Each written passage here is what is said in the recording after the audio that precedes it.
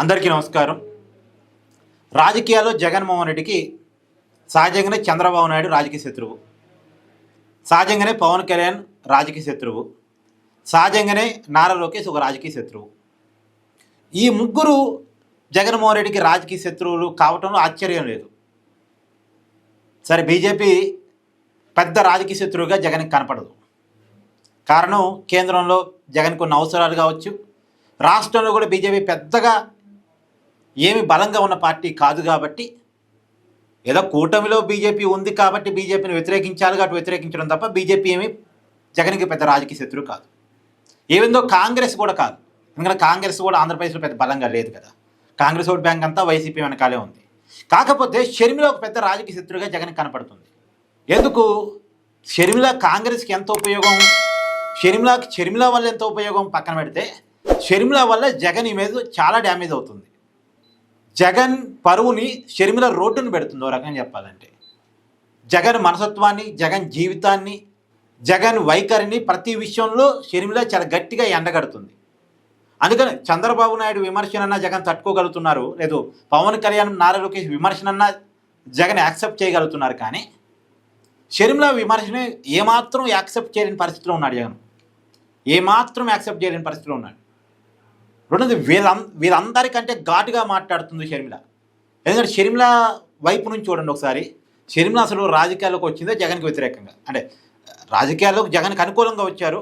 జగన్ మోసం చేశాడనే కారణం చేత జగన్ నుంచి విడిపోయి సొంత రాజకీయ పార్టీని తెలంగాణలో పెట్టుకొని, తెలంగాణలో రాజకీయం సాధ్యం కాదనుకొని మళ్ళీ ఆంధ్రాలో కాంగ్రెస్ పార్టీలో జాయిన్ అయ్యి, ఎందుకు కాంగ్రెస్ పార్టీలో షర్మిల జాయిన్ అయింది?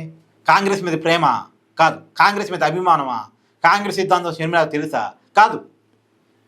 ఎట్టి పరిస్థితుల్లో జగన్ వ్యతిరేకించడానికి మాత్రమే జాయిన్ అయ్యారు. జగన్ వ్యతిరేకతలో నుంచే కాంగ్రెస్ ఆప్షన్ ఎంచుకున్నారు షర్మిల. ఒకప్పుడు అసలు రాజకీయాల్లోకి షర్మిల జగన్ కోసమే వచ్చారు. జగన్ అన్న వదిలిన భారం తిరిగారు. కాదు, జగన్ తనను మోసం చేశాడు, ఒక అన్నే నన్ను మోసం చేశాడు, రాజకీయంగా ఆదుకోలేదు, ఆస్తులు కూడా వాటాలు ఇవ్వలేదు అనేది షర్మిల ఆరోపణ. కాబట్టి ఆమె టార్గెట్ అలా కాంగ్రెస్కి బలం తీసుకురావటము, లేదు కూటమిని ఓడించి కాంగ్రెస్ అధికారం తీసుకురా, ఏమీ కాదు. షర్మిల ఉద్దేశంలో జగన్ని డ్యామేజ్ చేయటం. అందుకని చూడండి, జగన్ మీద వ్యక్తిగతంగా ఎంత దూరమైన వీళ్ళు విమర్శలు చేయడానికి షర్మిల ఏమాత్రం వెనకట్లే. ఈ మధ్య కాలంలో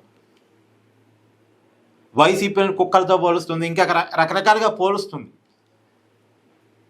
కానీ దీన్ని జగన్ తట్టుకునే పరిస్థితులు ఉన్నారు. దానికోసం అని చెప్పేసి కాంగ్రెస్కి జగన్ బంపర్ ఆఫర్ ప్రకటించాడట. మీరు షర్మిలని పీసీసీ అధ్యక్షురాలు పదవి నుంచి తప్పించండి.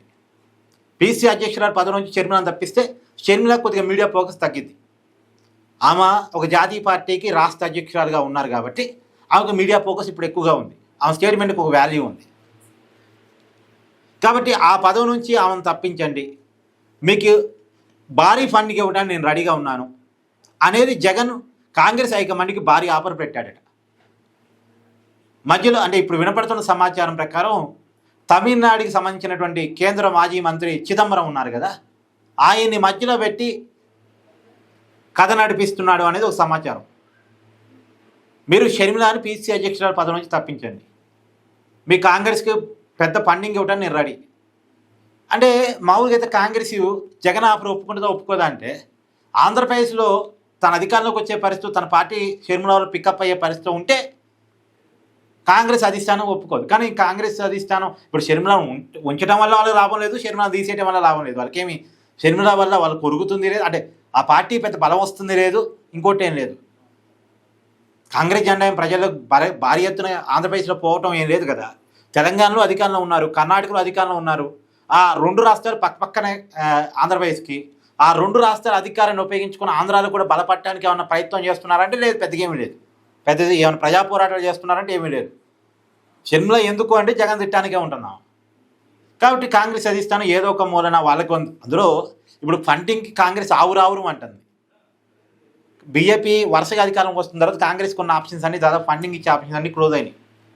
కాంగ్రెస్ పాలిత రాష్ట్రాలు కూడా దాదాపు తగ్గిపోయినాయి. ఇప్పుడు కేవలం ఒక 3 రాష్ట్రాల అధికారంలో ఉన్న వాళ్ళు, కర్ణాటక, తెలంగాణ అండ్ హిమాచల్ ప్రదేశ్, ఈ 3 చోట్ల అధికారంలో ఉన్నారు. అదే ఇప్పుడు తమిళనాడులో అధికారంలోకి వస్తే అది కూడా డిఎంకే కూటమితో అధికారంలో రావడం తప్ప సొంతంగా కాదు. కేరళలో అధికారంలోకి వస్తే అది వాళ్ళకి మంచి అడ్వాంటేజే, ఇంకో స్టేట్ వెళ్ళినట్లు లెక్క. కాబట్టి వాళ్ళకి ఫండింగ్ వస్తే కాంగ్రెస్ వాళ్ళు లొంగరు అంటానికి ఏం లేదు. అందులో లొంగదీసే చతురత ఉన్నవాడే మధ్యవర్తిగా ఉన్నాడు అనేది టాకు.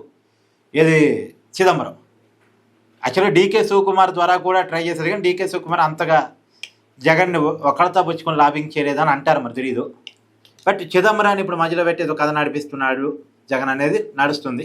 ఇంకో పక్క సరే ఇదొక పక్కన చేస్తున్నాడు, ఇంకొక పక్క కాంగ్రెస్లో ఒక గ్రేడ్ నాయకులు ఉంటారు కదా, ఆ గ్రేడ్ నాయకులందరితోటి షర్మిలకు వ్యతిరేకంగా కాంగ్రెస్ అధిష్టానాన్ని ఫిర్యాదులు ఇప్పిస్తున్నారు. ఎవరైతే వైసీపీకి కొద్దిగా వైసీపీకి ఎవరైతే లొంగుతారో వాళ్ళందరినీ లొంగ తీసుకొని వాళ్ళ ద్వారా షర్మిల వల్ల మన పార్టీకి ఉపయోగం లేదు అని కాంగ్రెస్ హైకమాండ్కి కంప్లైంట్స్, ప్రియాంక గాంధీకి, రాహుల్ గాంధీకి, ఖర్గేకి, సోనియా గాంధీకి, వీరందరికీ కంప్లైంట్స్ కాంగ్రెస్ నాయకుల నుంచి వెళుతున్నాయట. సరే ఆ సోనియా గాంధీ ఆర్గ్యుమెంట్ బాగాలేదు, రికమెండేషన్ తీసుకునే పరిస్థితిలో ఉందని నేను అనుకోను, కానీ ఈ ప్రియాంక గాంధీకి, రాహుల్ గాంధీకి, ఖర్గేకి వీరందరికీ కంప్లైంట్స్ కాంగ్రెస్ నాయకుల నుంచి వెళుతున్నాయట, ఒక స్థాయి కాంగ్రెస్ నాయకుల నుంచి. బట్ మరి జగన్ లాబింగ్ పనిచేసి కాంగ్రెస్లో షర్మిలాని తప్పిస్తారా, కాంగ్రెస్ అధ్యక్షురాలు పదవి నుంచి పక్కన పెడతారా చూడాలి. మీ అభిప్రాయాన్ని కామెంట్ చేయండి. Thank you.